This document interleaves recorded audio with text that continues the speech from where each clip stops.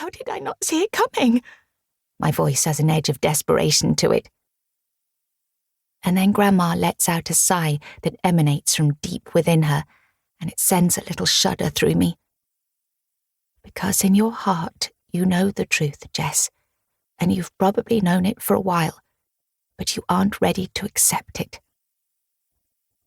Suddenly, it's as if scenes from my life are flashing before my eyes in quick succession. Ben's eyes smiling down into mine, and I can actually feel his love wrapping itself around me. And the birthday when I arrived home after an exhausting day at work, to a trail of rose petals leading from the front door to the bathroom. Inside there were tea lights everywhere and a fragrant bubble bath awaiting.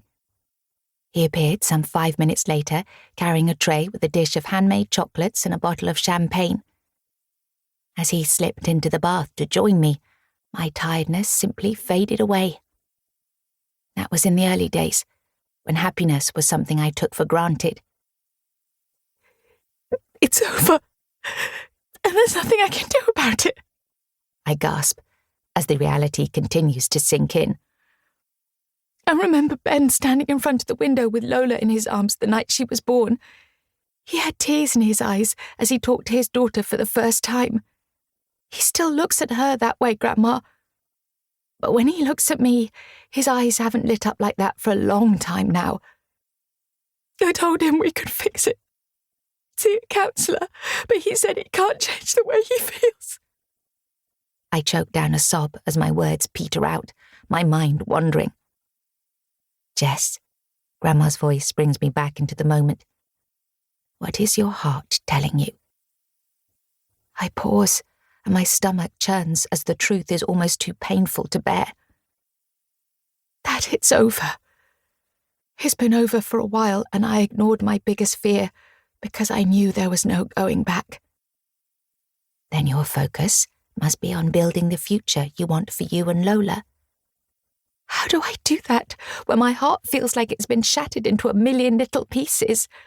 My life no longer makes any sense. So you're what? Just going to fall apart? She's right. I have Lola to think of. I don't even know how I'm going to tell Mum and Dad. Then it occurs to me that Grandma might not be the only one who could see the cracks forming in my marriage. Now I feel foolish and angry with myself. I thought that if I gave Ben a little space and some time, he'd sort himself out. It was just a phase he was going through, I told myself. No, Lola comes first, always, I reply meekly.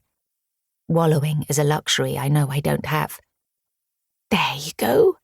That's the Jess we need now, strong and determined. It's hit you hard, my love, but life goes on. It's time to build a new dream, and gradually the wounds of disappointment will heal. But understand this, Jess. If deep down inside you'd felt there was a chance of salvaging your relationship, you would have immediately leapt into action. People change over time. Ben just changed in different ways to you. It's no one's fault. Our life became mundane. If only I'd... Grandma interrupts me. Don't do that to yourself, Jess. It changes nothing to think like that. But when you know someone isn't happy, it wasn't your idea to move to Cornwall, was it? Grandma gives a little light-hearted laugh. Your granddad's dream was always to live near to the sea. We all know that after Cappy left the Navy, he settled in Gloucestershire for my sake, because that's where most of the family were living. I knew you'd all come and visit if we moved to the farm, as who doesn't love the sound of the sea? Granddad's nickname, which family and friends now use with great affection, harks back to when I was small. I asked Granddad Gabe what he did when he was away. He said he was the captain of a ship. I wasn't good with T's, and from then on he was known as Cappy. He made his dream come true, though. Well, partly, Grandma admits. There's still a lot of work to do to bring the farm and the buildings back to life. He won't rest until it's all done, but then I want him to buy a boat. Her voice lifts, and I know she's smiling.